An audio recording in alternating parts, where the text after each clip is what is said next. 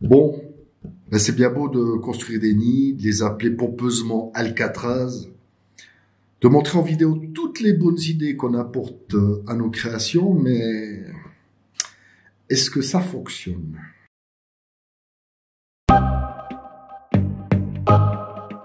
Bonjour et bienvenue, c'est Feufeu, bienvenue sur la chaîne. Comment ça va? Moi ça va pas très fort. En fait, j'ai des douleurs de rein depuis quelques jours. Tu t'en fous, d'accord? Bon, on enchaîne sur la vidéo. Pour celles et ceux qui me suivent depuis quelques temps déjà, je vous avais montré le nouveau nid Alcatraz, un nid de ma propre création. L'idée là derrière, c'était d'être autonome en termes de matériel dans la Formica Room sur le long terme. Donc, il me fallait un concept de nid pour la plupart de mes colonies. Je peux pas avec toutes, non. Je n'ai pas assez d'expérience dans la construction de nids pour insérer des fédoles, par exemple. Donc, je compte sur Médoc pour ça. D'ailleurs, j'en suis très content de la citadelle des fédoles dont je vous avais parlé la semaine passée. Mais ça, c'est une vidéo à venir durant cet hiver. Bref, je vous parle de ces nids Alcatraz depuis un petit moment avec de formidables idées pour éviter de déménager vos fondations. Alors, c'est bien beau d'en faire l'éloge, mais est-ce que ça fonctionne? La réponse est oui. Et on va voir avec les Cruentatus dans un nid hygrophile, absolument pas hygrophile, hydrophile ou hygrophile? Je ne sais plus maintenant. J'ai pas l'air con comme ça. J'en sais rien, vous me le dites dans le commentaire, je sais plus, là j'ai un blanc. Là. Bref, on va voir le tout premier modèle que j'ai réalisé sans mèche d'humidification puisque les Cruentatus, en tout cas les miennes, adorent les nids secs.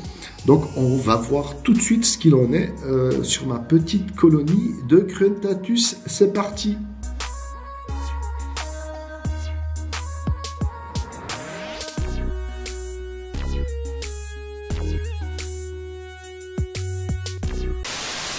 On se retrouve donc devant le nouveau setup des Camponotus Cruentatus avec une aire de chasse 40 sur 30 cm de Chifourmium et le fameux tout premier nid Alcatraz, un nid totalement sec, sans aucun réservoir ni mèche d'humidification.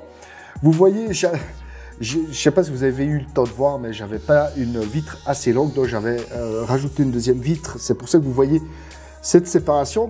Et donc, vous voyez que tout se passe très très bien. À l'heure actuelle, nous sommes mi-octobre et le couvain se porte fantastiquement bien.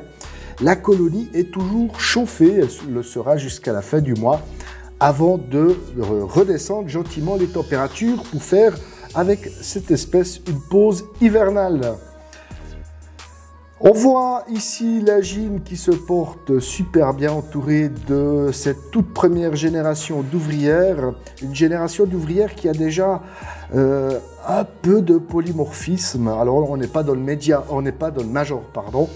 Certes non, pas encore, c'est trop tôt, mais on a déjà de beaux spécimens avec de belles physiogastries.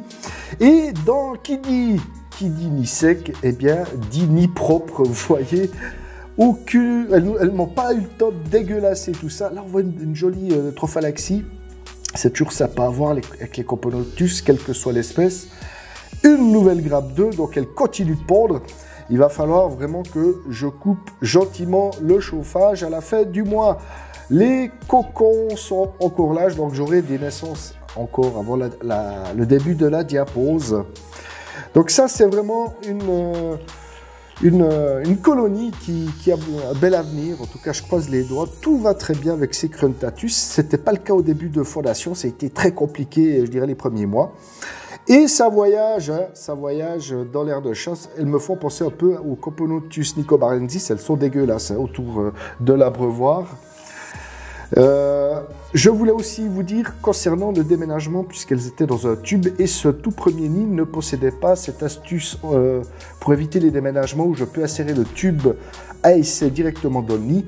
Ce tout premier modèle n'avait pas cette petite astuce, mais le déménagement d'une quadricity dans ce nouveau nid s'est fait en moins de 2 heures. C'est juste impressionnant. Donc petite astuce, si vous voulez déménager des Cruentatus, Vous mettez le chauffage dans le nouveau nid, vous enlevez le chauffage de l'ancien nid et elles vont, je vous dis, c'est des Speedy Gonzales, elles déménagent en moins de 2, elles recherchent vraiment la chaleur et elles évitent vraiment l'humidité. En tout cas, pour ma colonie, elle doit vraiment venir de la zone ibérique d'Europe, en tout cas, j'imagine. Voilà un peu le résumé de cette colonie de Coponotus crentatus dans le nid Alcatraz. Tout va très très bien, j'en suis satisfait et même fier, non? Je peux être fier de moi là, sur ce coup-là, ouais.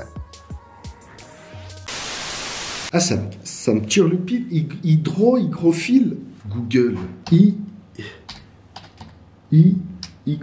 Hygrométrie. Hygrophile. Ça me gonfle, ça. Qui a une préférence pour les lieux humides. Non, justement, c'est pas hygrophile, alors c'est... Oh, quelle honte. Hygrophobe. Pas homophobe. Voilà, j'espère que ce sujet vous aura intéressé. Vous voyez, les nids fonctionnent parfaitement bien. Comme quoi, les fourmis ont besoin de vivre dans un milieu minéral. En tout cas, la plupart des espèces, je me suis même renseigné auprès d'un fournisseur. On en a discuté d'ailleurs, un fournisseur qui ne vend pas forcément que des nids en béton cellulaire ou en... Je suis fatigué. J'ai des trous de mémoire dans cette vidéo. En pierre reconstituée. Donc je suis content, ça marche vraiment bien. Mais il n'y a pas que les Crentatus dans les nids Alcatraz. Il y a également les Messor Structor et les Messor Cephalotes. J'ai toujours pas fait le nid pour les Coponotus maculatus. Il faut que je me sorte les pouces du... Voilà, j'arrête mes conneries. Pour la prochaine vidéo de vendredi prochain, je vous réserve une petite surprise puisque ça sera la période d'Halloween. Allez, portez-vous bien, amusez-vous bien et à tout bientôt. Bye bye.